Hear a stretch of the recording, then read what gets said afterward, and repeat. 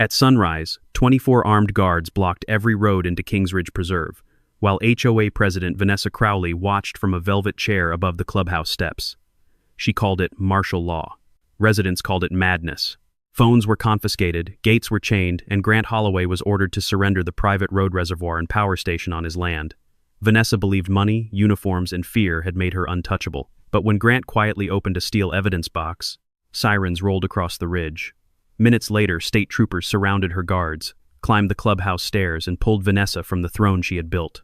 At 5:40 in the morning, Grant Holloway drove his truck down the private road that connected his ranch house to the highway, leading into town, the way he had done 1,000 mornings before, but this time 3 black sport utility vehicles sat parked across the road like a wall. Men in tactical uniforms were stringing steel barricades and portable spotlights across the pavement, unspooling coils of razor wire as if they were preparing for a siege rather than a quiet Montana morning. Grant counted 6 men at the north gate alone, and through the static of a handheld radio clipped to one man's vest, he heard chatter about matching teams stationed at the east gate, the south gate, and the clubhouse. By the time he had parked and stepped out, he understood that Kingsridge Preserve had been sealed by 24 hired guards working under a single chain of command. A man built like a linebacker walked toward him, introduced himself as Troy Bannister, and demanded that Grant shut off his engine, step down, and produce identification, handing him a laminated order, stamped with the Kingsridge Preserve Homeowners Association seal that declared the entire community under a state of civil emergency. The order claimed, sweeping powers, every road sealed, every vehicle searched, the property rights of the neighboring landowner, suspended the reservoir, and the power substation seized for community use, filming banned, and any resistance treated as a threat to public safety. Grant read it twice and realized this was not a dispute over fences or paint colors anymore. Vanessa Crowley was attempting to manufacture a government of her own on land she did not own. The order was printed on official-looking letterhead, complete with a raised seal that mimicked county stationery, closely enough to fool anyone who had never actually dealt with the county clerk's office. And beneath the seal sat a line demanding that all residents and adjacent landowners acknowledge the emergency by nightfall or face escalating consequences. When Grant refused to abandon his truck, Troy rested a hand on the stun gun at his belt and warned him that continued defiance would result in detention, but Grant said nothing further, turned his truck around, and quietly activated a second dashboard camera hidden behind his rearview mirror before he drove away, noting the exact positions of every guard and vehicle he passed along the way. Back at his ranch house, he retrieved a pair of binoculars and watched the clubhouse from a rise above his property, and there on the front steps sat Vanessa Crowley in a red velvet chair with gilded armrests, positioned above the crowd like a queen surveying her subjects, a banner strung behind her, reading, "Emergency Authority Kingsridge Protection Command." The fabric still bearing creases from whatever storage box it had been pulled out of overnight, as though she had been waiting for an excuse to unveil it for months. Through a bullhorn, she announced that she had declared martial law to protect the community from outside saboteurs, and everyone within earshot understood exactly who she meant, since Grant's name had been whispered through the neighborhood group chats for weeks, as the outsider threatening their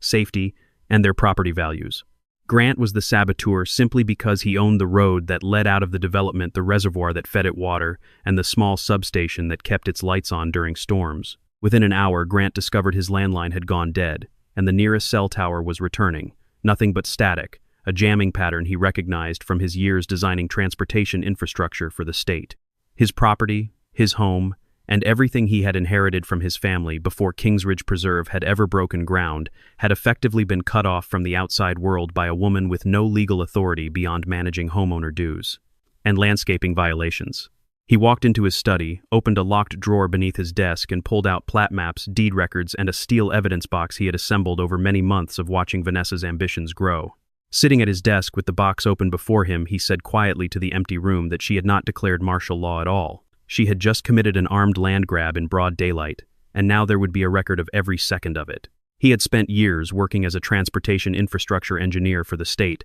before retiring to run the ranch full-time, and that background had taught him one lesson above all others. Agencies with real authority never needed to invent theatrical titles or velvet furniture to prove they were in charge, and anyone who did was almost always compensating for the fact that they had none. 3 years earlier, Vanessa Crowley had been elected HOA president on a platform of lower dues and rising property values, and for a while her reign seemed harmless, limited to disputes about the acceptable shade of blue for a front door or the permitted height of a backyard fence. Slowly, though, the association under her leadership transformed into something closer to a surveillance state, with a private company hired to track license plates at every entrance. Cameras mounted on every light pole, a so-called special compliance committee formed to investigate violations, fines, climbing into the thousands of dollars attorneys retained to threaten dissenting homeowners in closed-door meetings where no minutes were ever published. Grant Holloway had never belonged to that association since his family had owned their 1,860 acres, long before Kingsridge Preserve existed.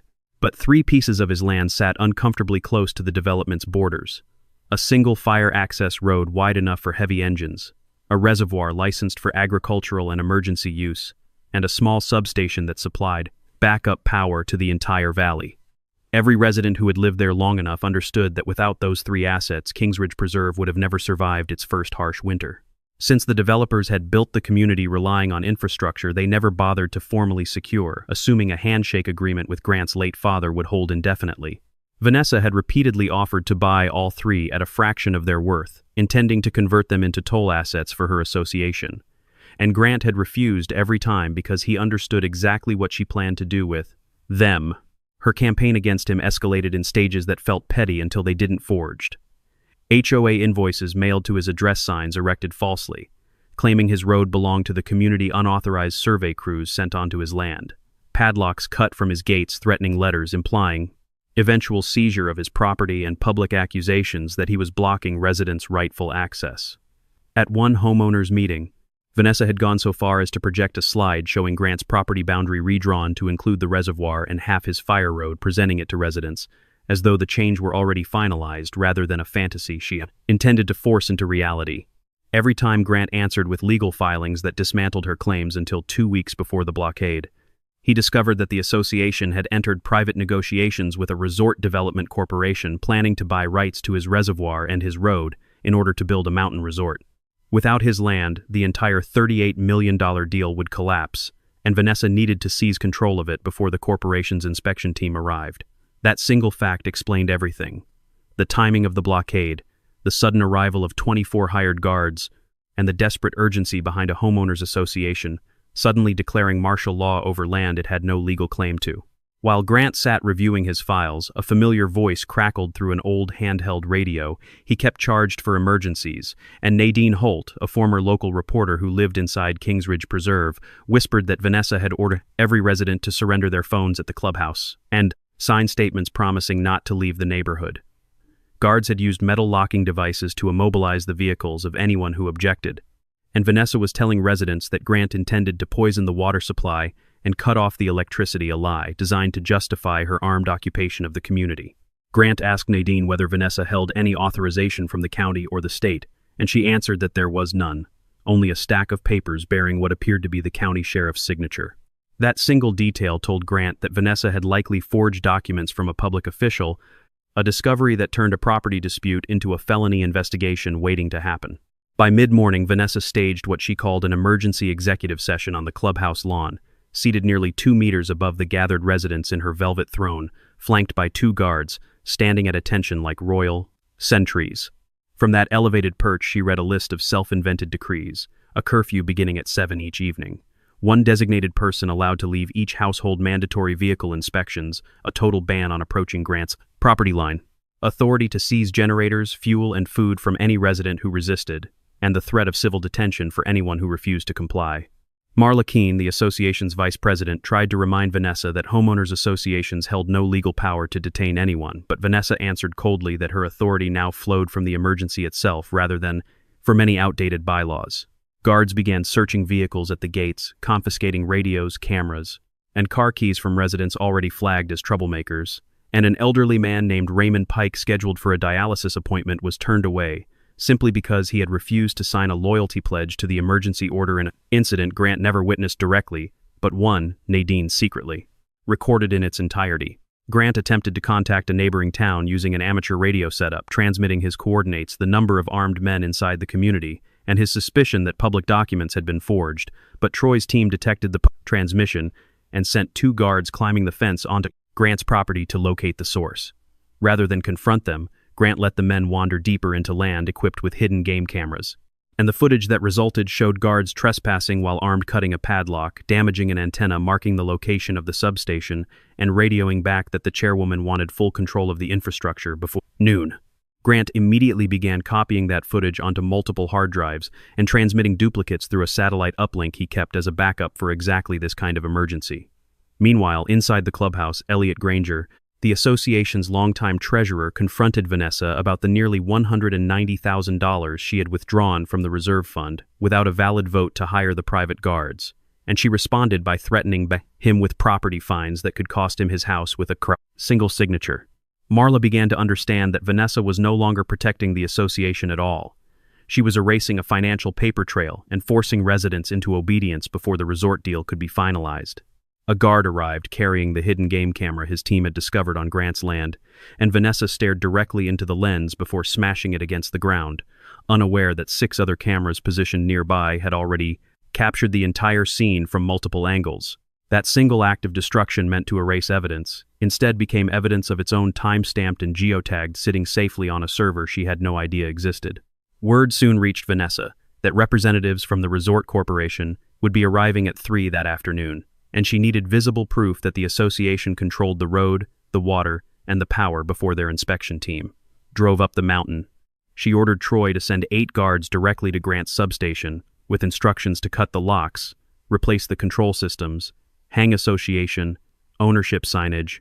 and pressure Grant into signing a document transferring operational control, all while filming the encounter to fabricate the appearance of voluntary cooperation. Grant watched the convoy approach from a distance and had already anticipated this exact move, locking the system remotely, disabling anything hazardous, and triggering an intrusion alert that transmitted directly to the state's power grid operations center. A safeguard he had quietly installed years earlier after a wildfire season taught him how easily rural substations could become targets for theft or sabotage. When Troy reached the substation gate, he handed Grant an emergency requisition order, bearing what looked like Sheriff Dalton Reeves's official seal and signature. But Grant had worked alongside Dalton for years and recognized instantly that the signature was not authentic. Grant asked to photograph the document before anything further happened, but Troy refused and ordered his men to breach the gate using a tow chain attached to one of the trucks. As metal groaned and the gate buckled, Grant stood back and reminded the crew that this substation was part of state-licensed infrastructure,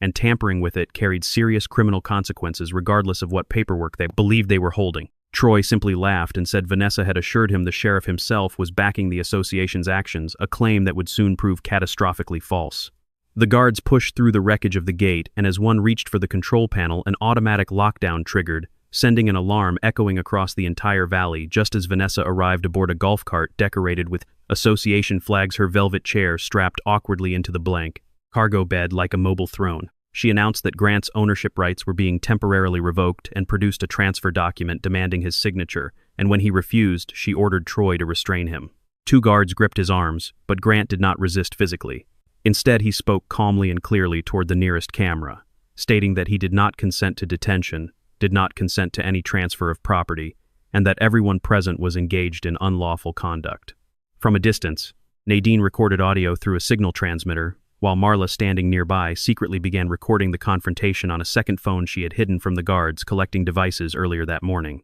In a moment of overconfidence, Vanessa personally signed a document stating that the association had taken control of the substation at 17 minutes past 11, unknowingly producing a written confession of infrastructure seizure, the exact piece of evidence Grant needed most. Almost immediately after she set down the pen, a warning panel on the substation lit up with the words, "State Infrastructure Security Alert transmitted," and for the first time that day, the confidence on Vanessa's face flickered. Grant was released only after Marla warned Troy that continued detention could constitute kidnapping under state law, and believing that Grant had been sufficiently intimidated, Vanessa allowed him to return home under watch. Inside his study, he opened the steel box that contained months of preparation, a plat map dating back to 1948 records, proving his rights to the road, and the water source letters from the association attempting to purchase his land. Emails in which Vanessa threatened to manufacture an emergency invoices for the private security contract, copies of the association's reserve account statements, financial records suggesting she had funneled money through a shell company, a draft contract, selling access rights to his own land, without his consent, an audio recording of her admitting that residents would accept anything if they were frightened enough. and a letter to the resort corporation in which she falsely claimed the association already controlled the substation. Elliot had quietly passed along part of this financial evidence days earlier, suspecting embezzlement but too afraid to expose it publicly on his own, having watched 2 previous board members lose their positions and their standing in the community simply for questioning where the association's money actually went. Grant had organized every document by date and category inside labeled folders, a habit left over from decades spent preparing infrastructure reports for state auditors. And he understood that scattered suspicion meant nothing in a courtroom, while an organized timeline meant everything. Grant contacted attorney Lenora Vance using a satellite phone, her voice calm and measured, even as she listened to him describe armed guards, a forged sheriff's signature, and a chairwoman ruling from a velvet throne, and she confirmed that the day's events likely amounted to forgery of a public document, unlawful detention, conspiracy to seize private property infrastructure, tampering, obstruction of emergency communication, misuse of association funds, witness, intimidation and impersonation of governmental authority. She added that she had already forwarded partial evidence to the state attorney general's office the day before, though officials needed proof that Vanessa had actually deployed armed personnel and falsified documents in the field, proof that Grant, without realizing it, had already spent the entire morning quietly assembling. Grant now had exactly that proof, and he uploaded footage from his cameras, Nadine's recordings, and the substation video directly to Lenora's secure server. Meanwhile, Vanessa ordered her guards to search Grant's house for what she called sabotage materials, and though Troy hesitated because they had no warrant, her threat to withhold payment pushed him forward. Marla secretly called to warn Grant that the guards were coming, but rather than flee, he placed the steel box in the middle of his living room, leaving behind only duplicate copies while the originals sat locked in a fireproof safe beneath his barn floor. Troy and 4 guards broke in, and when Grant asked whether they carried a court order, no one answered. They simply seized the box and carried it back to Vanessa, who opened it, laughed at the sight of the incriminating paperwork, and ordered it burned in the clubhouse fireplace. Unaware that a small tracking and recording device sewn into the lining continued transmitting everything she said, including her own words that once the police arrived, nothing would remain to prove any of it had happened. Lenora forwarded that recording directly to Colonel Wade Mercer of the State Patrol, and his response consisted of a single order: deploy the full unit. By early afternoon, conditions inside Kingsridge Preserve had deteriorated into chaos. Food supplies were rationed, the gates remained sealed, and the guards themselves had grown exhausted and resentful of Vanessa's constantly shifting commands, several of them muttering to one another that they had signed on for a standard property security shift, not an unpaid occupation, stretching well past the hours they had originally agreed to work. Children who normally played in the cul-de-sacs after school were kept indoors by anxious parents, and the low hum of generators mixed with the occasional crackle of a guard's radio created an atmosphere that felt less like a quiet mountain community and more like a neighborhood under siege from within. She demanded that every resident gather in the town square to swear loyalty to her emergency order, threatening a $10,000 fine and suspension of utility access for anyone who refused, while Nadine quietly encouraged residents to stay calm and let Vanessa continue speaking on camera for as long as possible, reminding the small cluster of frightened neighbors gathered near her porch that every extra minute of Vanessa's confident rambling was another minute of footage that would eventually be played back to a judge. Elliot brought his accounting records to Marla, revealing that Vanessa had withdrawn $190,000 for the guards, transferred $320,000 to a company owned by her cousin, spent $75,000 on the velvet chair, staging and sound system secured a promised commission of $2,400,000. If the resort deal closed, forged 3 board meeting minutes, and used Marla's electronic signature on contracts she had never approved. Marla realized she could easily be framed as an accomplice in a scheme she had never sanctioned, and as she flipped through page after page of transfers and forged approvals, bearing her own name, her hands began to shake with the growing understanding that she had trusted a woman who had been quietly preparing a fallback plan to blame her for months. She confronted Vanessa outside the clubhouse, her voice shaking with a mixture of fear and fury as she demanded an explanation for the forged signatures bearing her own name, and rather than deny any of it, Vanessa declared coolly that great leaders never asked permission from weaker people. When Marla demanded the blockade end, immediately, Vanessa ordered Troy to detain her, and though he hesitated, Vanessa screamed that she held supreme authority over Kingsridge, and 2 guards locked Marla inside the meeting room. That single act frightened the remaining security team far more than anything before it, since they had been hired to guard property, not kidnap a sitting board member. And Troy quietly called his security company's management only to discover the contract had been signed under a company that did not legally exist, meaning Vanessa may never have hired any of them lawfully at all. Using an outdoor speaker system on his own land, Grant addressed the entire community, directly explaining that the guards were trespassing on private property, that Vanessa's orders carried no legal authority whatsoever, that anyone who lowered their weapons and stepped away would be recognized as having cooperated, that all evidence had already been sent to the state, and that continuing to hold residents against their will would only deepen the consequences waiting for them. Vanessa answered over her own bullhorn, calling Grant a rebel and ordering his house surrounded, but one guard named Preston Hale refused to comply, and when Vanessa slapped him across the face in front of everyone and demanded Troy strip him of his weapon, Preston removed his badge, set down his firearm, and walked over to stand with the residents instead. 3 more guards followed him within minutes, unclipping their radios and setting their equipment down in a neat row along the curb, as though some unspoken agreement had passed silently between them the moment Preston made the first move. Residents who had spent the entire day terrified now watched in stunned quiet as the very people hired to intimidate them began quietly walking away from the woman who had ordered it. Troy looked at Vanessa, then at the men abandoning their posts, and began to understand that the woman on the throne was preparing to let every bit of blame land squarely on him, since nothing in the fabricated paperwork she had shown him bore any signature but her own. In the distance, the low thrum of helicopter blades began rolling across the ridge, faint at first, then unmistakable, growing steadily louder with every passing second. Vanessa heard the helicopter, but assumed it carried the Resort Corporation's delegation, so she ordered her remaining guards to reform their lines, straighten their uniforms, and stand at attention before the clubhouse. Instead, the first sirens rose from the direction of the highway, and not one vehicle appeared but 12 state patrol cars, in a tight formation climbing the mountain road, trailed by the county sheriff's vehicle, an economic crimes unit, and an infrastructure response team, while a patrol helicopter circled overhead. Colonel Wade Mercer's voice cut through a loudspeaker, deep and unhurried, carrying the kind of authority no bullhorn on a golf cart could ever imitate, ordering every private security member to lower their weapons, step back from the barricades, and raise their hands. Vanessa immediately commanded Troy to hold the gate, insisting that state forces had no right to enter Kingsridge territory without her personal approval. But Troy stared at the wall of patrol cars and the forged contract clutched in his fist, and told his men not to fire under any circumstance. Vanessa grabbed a radio and screamed that anyone who abandoned their post would never see another paycheck, but Colonel Mercer repeated his warning a second time, and Preston stepped forward, first hands raised, pointing toward the exact location of the weapons his team had set down. One by one, the remaining guards followed his lead.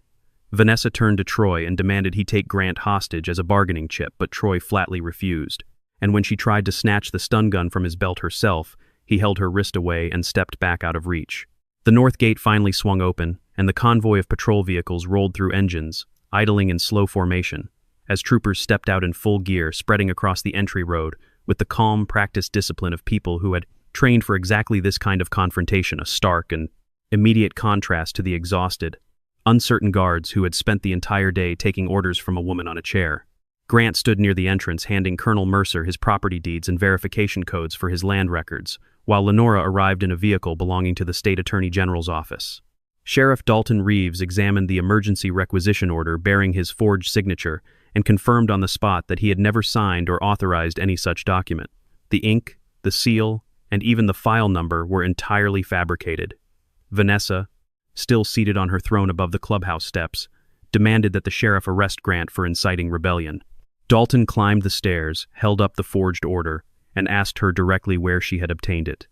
And Vanessa answered with total confidence that her authority did not require the county's blessing, since no one else present held sufficient power. When Dalton asked whether she was admitting to producing the document herself, she replied without hesitation that of course she had, since nobody else there possessed the necessary authority, and every word of that confession was captured by the body camera clipped to his vest. Colonel Mercer gave a signal, and 2 female troopers climbed the steps toward the velvet throne, but Vanessa refused to stand, insisting that no one was permitted to touch the chairwoman of Kingsridge. Colonel Mercer read the initial charges aloud in front of the crowd that had gathered: forgery of a government document, impersonation of executive authority, conspiracy to seize private property, organizing unlawful detention, obstructing a public roadway, tampering with critical infrastructure, destroying evidence, misappropriating association funds, and directing armed personnel to commit illegal acts. Vanessa laughed and claimed the board had granted her full immunity, but when Lenora asked her to point to the specific clause authorizing that immunity, Vanessa had nothing to offer, her eyes darting toward Marla and Elliot as though expecting one of them to rescue her with a fabricated document she had not yet prepared.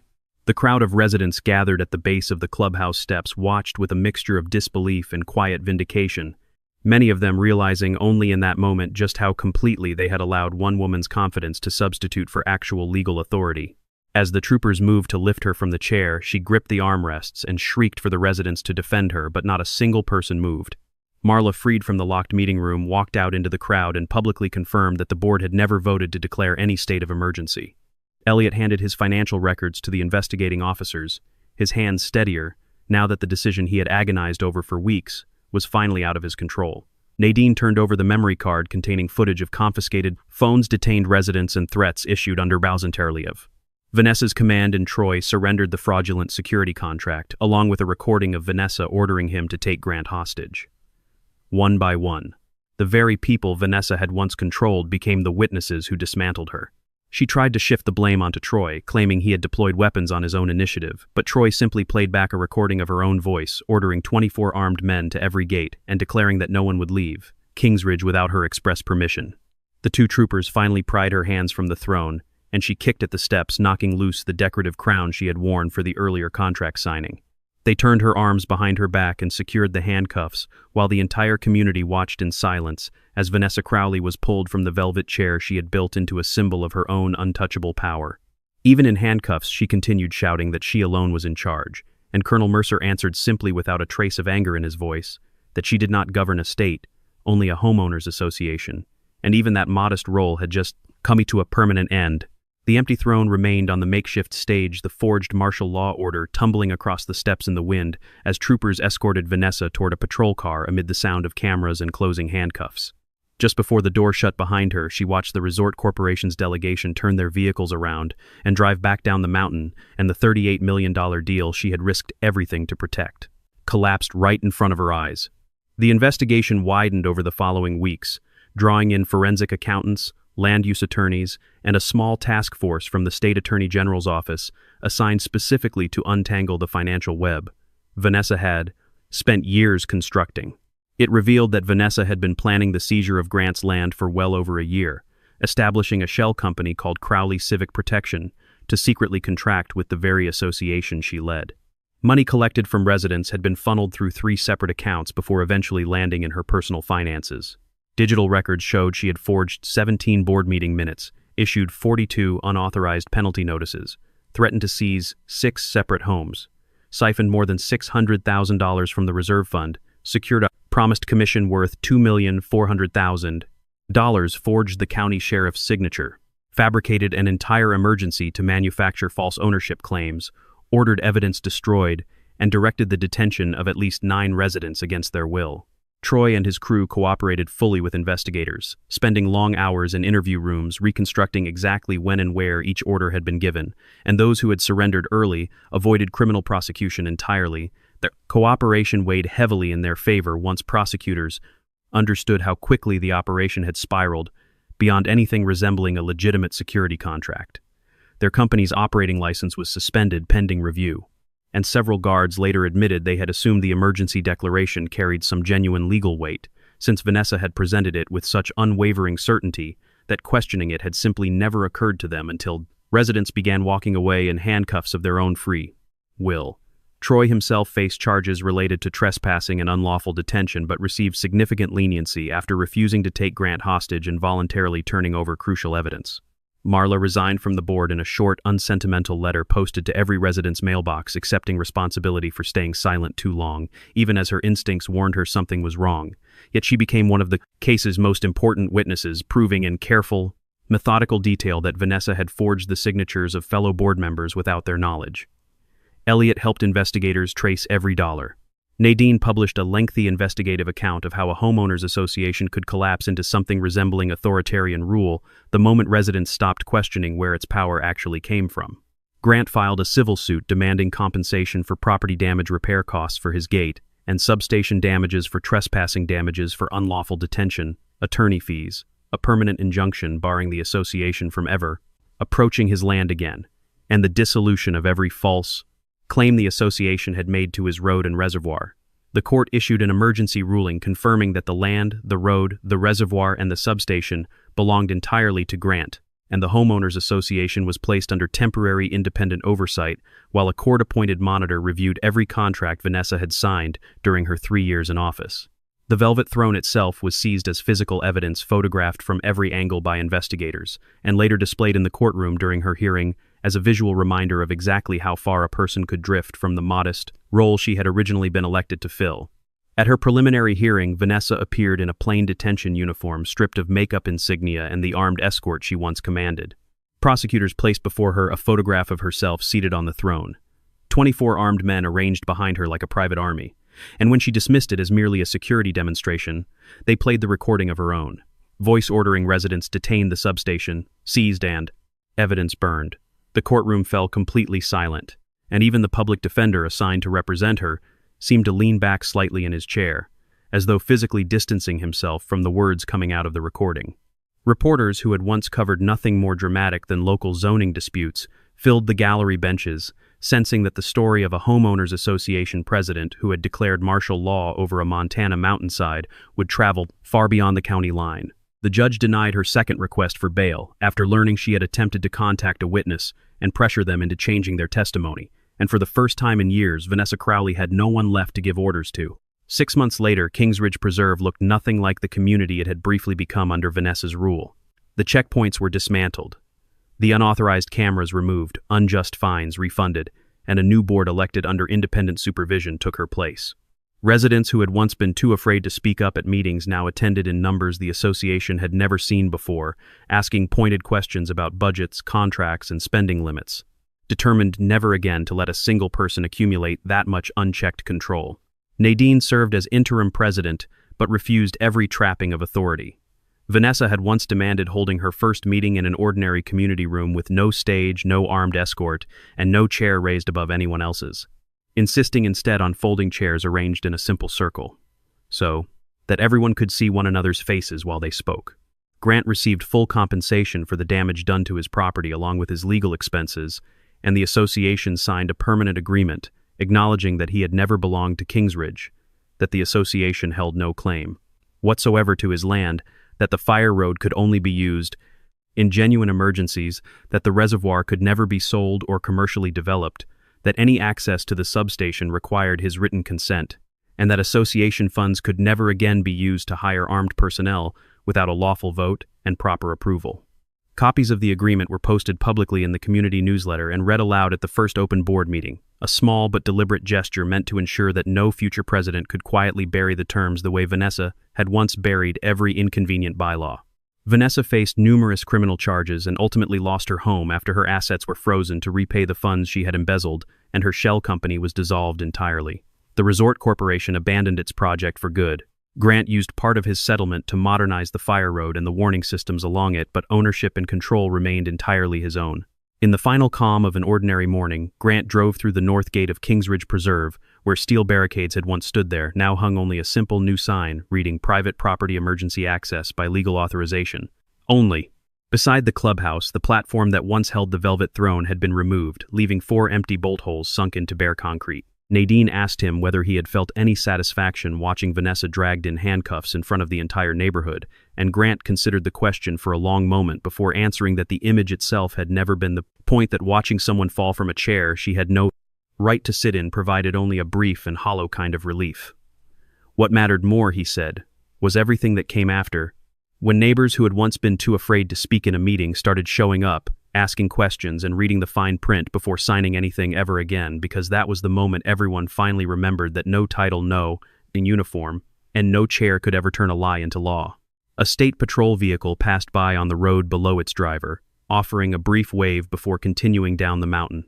a small gesture that would have meant nothing on an ordinary day, but now felt like quiet confirmation that the boundary between lawful authority and manufactured power had finally been restored. Grant pulled through his own gate, drove onto his land, and closed it quietly behind him. There were no guards left standing watch. There was no martial law left to enforce. There was no self-appointed queen left to give orders. Somewhere down the mountain in a courtroom that would keep hearing evidence for months to come, Vanessa Crowley continued, insisting that she had only ever been trying to protect her community, even as prosecutors laid out exhibit by exhibit, exactly how far she had been willing to go to protect. Nothing but herself. There was only a clear boundary line, and a community that had finally learned that a homeowners association holds power only within the limits the law allows it. Vanessa had hired 24 armed guards to convince everyone around her that she stood above the law, and in the end, that same small army became 24 witnesses, to the day she was pulled down from the throne she had built. For herself,